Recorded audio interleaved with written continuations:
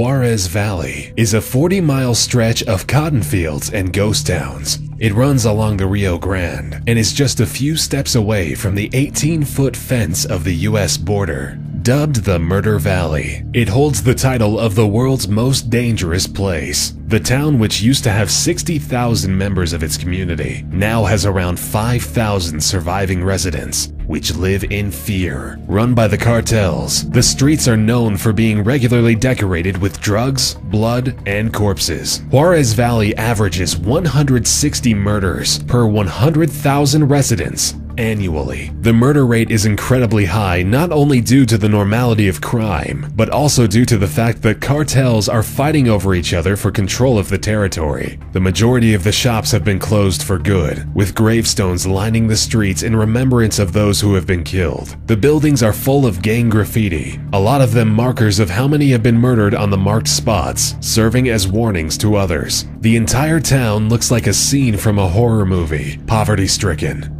full of ruins, with the townspeople too afraid to leave their own homes. Whoever does dare to walk outside is more than likely to end up being killed, tortured, or kidnapped. The police officers who were sent to intervene have been executed in 2009, and for fear of the wretchedness of the place, they have never been replaced.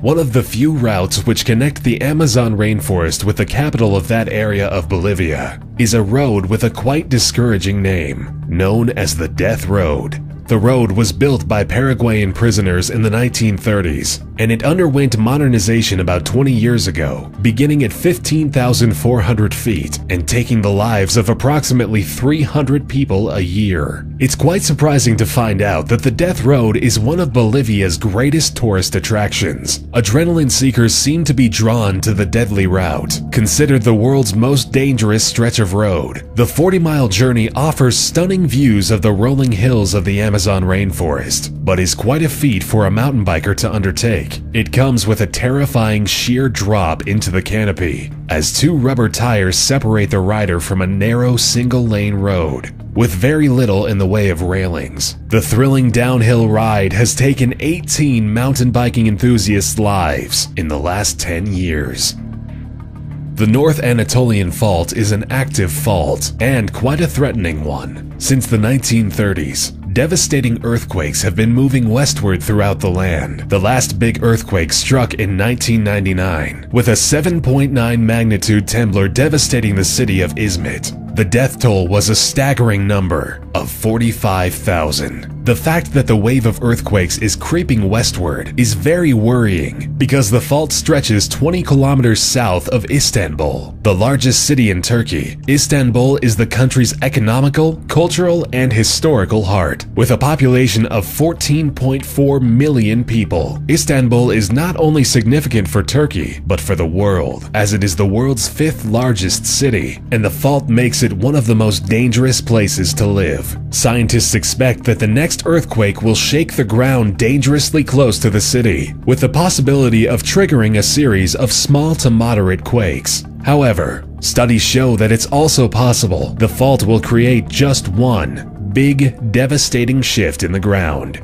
which could be the end of Istanbul and the death of millions. One of Africa's Great Lakes, Lake Kivu, is located along the border between the Democratic Republic of Congo and Rwanda, stretching across 2,700 square miles. The lake covers dangerous secrets. Below it, there are 2.3 trillion cubic feet of methane gas, alongside 60 cubic miles of carbon dioxide trapped beneath the lake under the pressure of the water and the earth. If the gases were to be released from their trap, they would spread a lethal cloud over the whole area, meaning certain death for over 2 million Africans settled in the basin of Lake Kivu. In the 1980s, 2 similar African lakes released their toxic gases and resulted in the deaths of over 1,000 people. Scientists are concerned that the same fate awaits the residents of the Lake Kivu area, as it has similar chemical composition. The deadly toxins are caused by volcanic activities taking place hidden away underneath the massive lake. San Pedro Sula is a city in Honduras, located not far from the Caribbean Sea, with an estimated population of 1 million. It is the second largest city in Honduras. However, the city sadly has a negative reputation. In 2013, it has taken the title of the most dangerous city on the planet, stripping Mexico's Murder Valley of the title. That same year, upon claiming the title of the most violent place on the planet, the city had seen 187 homicides per 100,000 residents. The city is a major operational and strategic point for distribution of drugs and arms. With significant gang activity, it is the center of trafficking, providing the rest of the country with its 70% of illegal firearms, which in turn result in the 83% of the homicides. Labeled the murder capital of the world, San Pedro Sula is a place where tomorrow is always an uncertainty.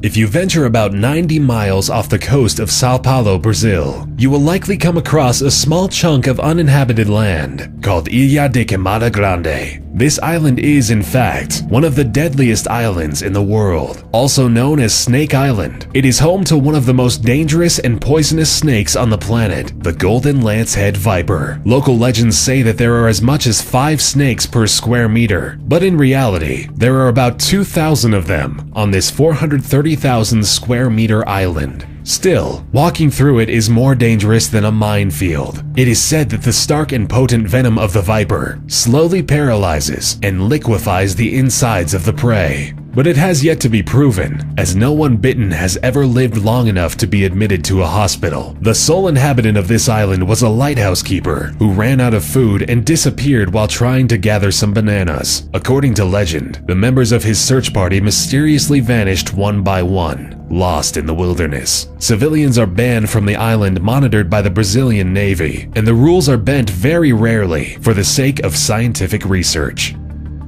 Situated in the Huyan city, Mount Hua is known for its beautiful views and vistas, but also dangerous and deadly paths. Considered a holy place, Mount Hua is one of China's Great Five Mountains. Monks and pilgrims made paths and staircases as ways to climb the mountains in order to reach the 5 peaks. However, the climb is not for the faint-hearted. The mountain is considered the most dangerous climb in the world. With time, the paths have been reinforced because of the incline in tourists venturing out and seeking adrenaline-inducing adventures. But this mountain still remains one of the most difficult sites to conquer on Earth. The plank trail consists of wooden platforms, a bit over 2 feet wide, bolted onto the mountainside, and the only thing to secure oneself to it is an iron chain, which hovers freely in the air. And when the planks disappear, the only way to continue is by crossing steps on small divots carved into the mountain. Unfortunately, there are no exact statistics as to how many people die while on this path, but with local rumors naming about 100 deaths per year, the hike on Hua Shan surely lives up to its name, the deadliest hike